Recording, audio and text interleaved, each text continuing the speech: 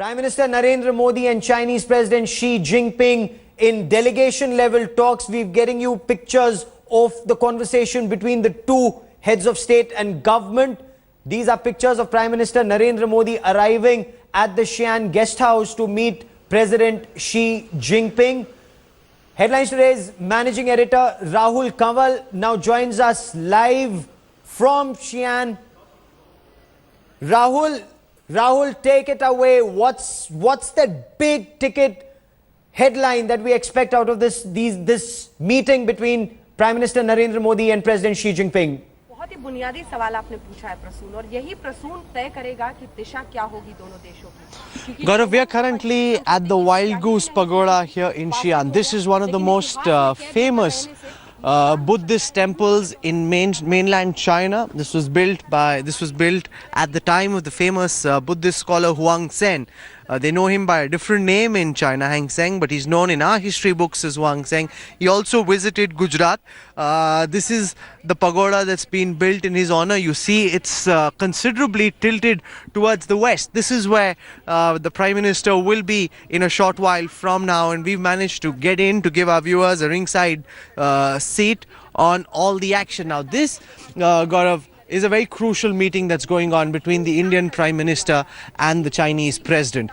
This is the first time that Xi Jinping has actually gone out of Beijing to receive any world leader. He hasn't done this for anyone, and he will be with Prime Minister Modi for almost 6 hours, and that again is something quite unprecedented. So much time being spent by these two leaders with each other. Remember, as far as Chinese protocol is concerned, Gaurav, it's actually Li Qiang, who is the Chinese premier, who should be in conversation with Prime Minister Modi. Instead of that, breaking state protocol, the Chinese president himself has come here, and he's spending time with the Indian Prime Minister. For a protocol conscious country like India, like China, that by itself is a very significant thing. Now, as far as this dialogue is concerned, we've been speaking to officials both on the Chinese and the Indian side. The Chinese want things to move faster. They want things that are being spoken about to be translated into action. That's what they're most keen on. And the Indian side wants to address this balance of trade, which is completely leaning and skewed towards China. My colleague Anand Krishnan is here. He's with India Today magazine. It's beginning to drizzle here in Gaurav. This is going to be a rainy afternoon for all of us. Anand, from the word that you've been able to pick up by speaking to people on both sides, how have the talks gone so far? Do we have any word at all? No, well, I think, what's going on right now is the delegation level talks. So I think what's going to be more interesting is to see. And we were told by the ambassador there'll be under 10 people on both sides. So it's a very, very compact, close gathering. This. Right, absolutely. But this is the most formal level of talks that we're going to have between Modi and Xi today. And this is going to be followed, of course, by just a one-on-one with the two interpreters. And they're also going for a walk later along the wall. And that's why they'll be able to sort of follow up from what happened from the delegation level talks, so they can, man-to-man discuss the issues that are the most difficult ones to address. And that's interesting because they had something similar in Gujarat along the river, and now they're going to be walking along the wall. So it's all very nicely choreographed as well. We were at the Terracotta Museum, very nicely choreographed, high on optics. But the question that Gaurav and all his experts back home are asking is, what is emerging? What's the substance of what's coming out of this? No, I think the expectation on both sides is this will be more of a continuing conversation from what we had in Gujarat. And I think it might be a little too much to expect that, they're going to resolve the boundary dispute or what's happening in Pakistan-occupied Kashmir following 5 hours of talks. But the hope is that this will be a starting point for both leaders to sort of at least lend their political will to sort of at least give some momentum to issues that are sort of deadlocked. One of the key concerns, Gaurav, for India is to try and address the trade imbalance with China. $44 billion is the trade imbalance. While China is India's largest trading partner, most of this is Chinese goods being imported into India. What are the problems, Anand? You've been going to Guangzhou, you've been going to several of the special economic zones. What are the problems Indian industry talks about?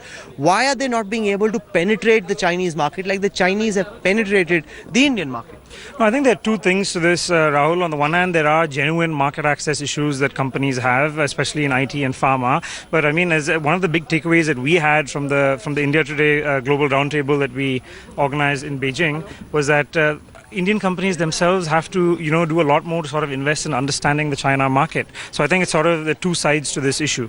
Okay, and when it comes to the Chinese side, okay, it's starting to pour more heavily than earlier, which is okay. So from the Chinese side, what are they expecting the Prime Minister to deliver on?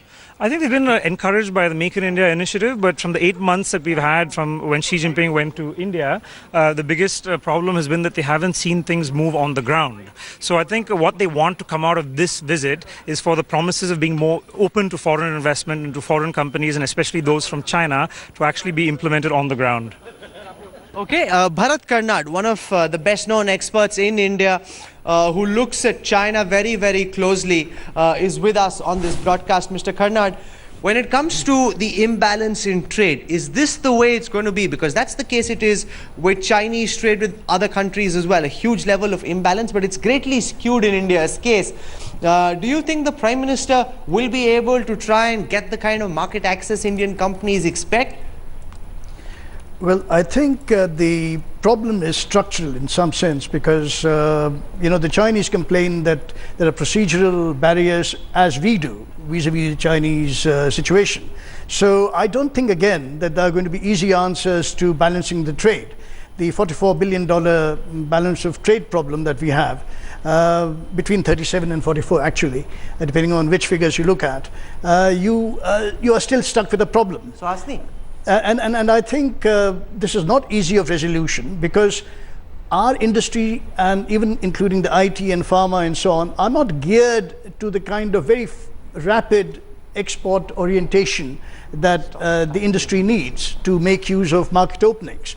Not that the Chinese market is open yet, but once it is open, and should Prime Minister Modi succeed in getting Xi Jinping to, shall we say, allow access, then I think the Indian industry should be prepared very fast to come in and get going. Because to, in a sense, be a counterpoint to what the Chinese complain about India, that we are slow moving, we just talk and there's no implementation on the ground and so on. So the onus then would be on the Indian industry. Okay. That really has been a recurring theme. The fact that many in China believe that India talks too much, does very little, things don't move as fast as they'd like. Suhasini Haidar is the Foreign Affairs Editor of the Hindu newspaper. She's joining us now. Suhasini, everybody's been talking about the optics, and this again is a visual spectacle. But when it comes to the substance and the meat of this discussion, what's likely to emerge in your view? Well, certainly, I think the optics are important. India and China have seen a very, very tense year between them, whether it has been the Chumar incident, whether it has been India's closeness to the US, the South China Sea, China's closeness to Pakistan, the $46 billion that they invested. So in that tension, to have the optics of these two leaders coming together, the kind of welcome Prime Minister Modi has received in Xi'an, that is important.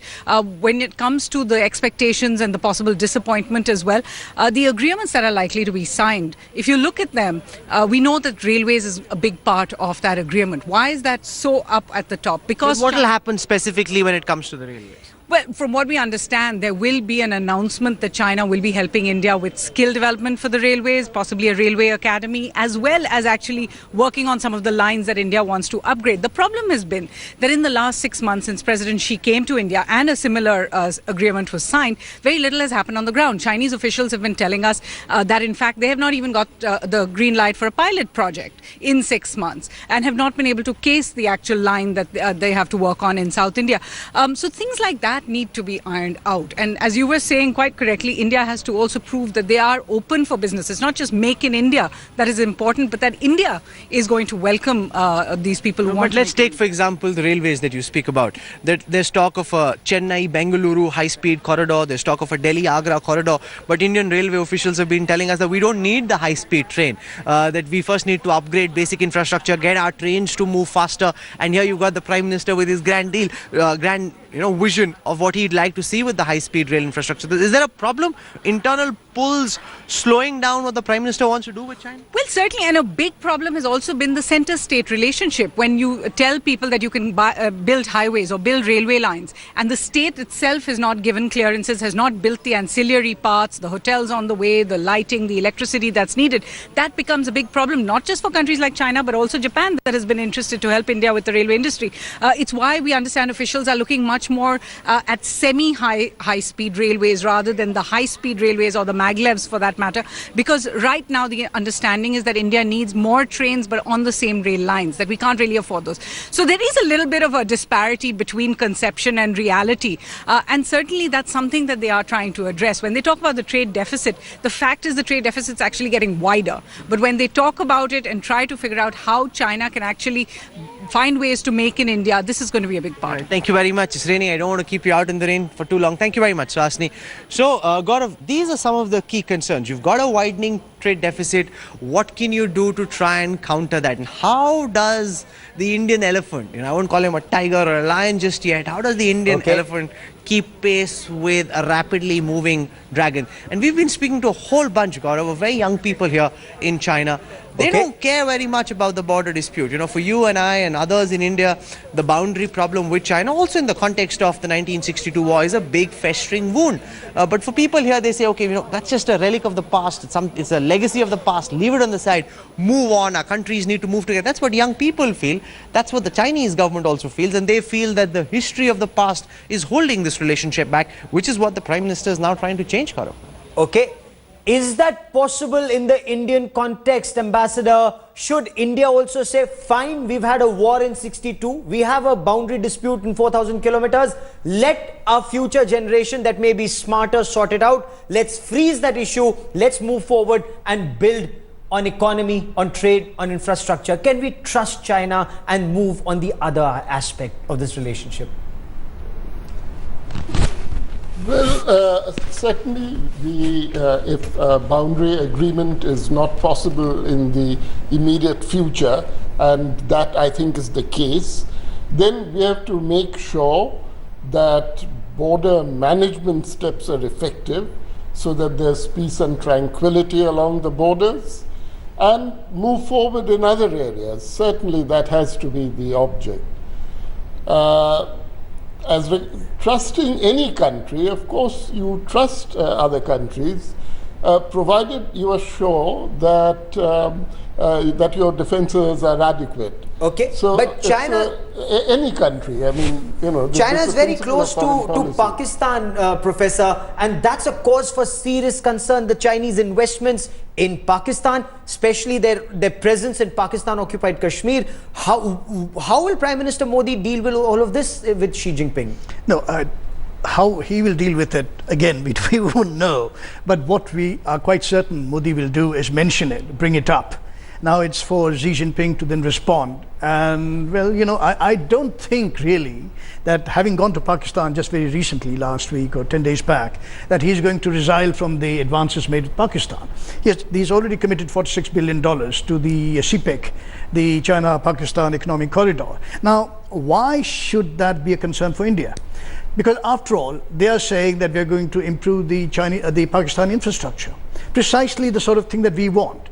Eventually, at some future date, maybe all the infrastructures will mesh up and we'll have a grid that goes all over, connects everybody to everybody else. So why should we oppose Chinese investment in Pakistan infrastructure? Yes, the thing that we should be concerned about is that the Chinese have come into Baltistan, into Gilgit and Hunza, the northern areas, while being completely aware that this is disputed territory. And the 1963 accord that Ayub Khan had with Zhou Enlai, with China at that time, in fact said that pending resolution of the Kashmir problem, we'll go ahead and have our relations.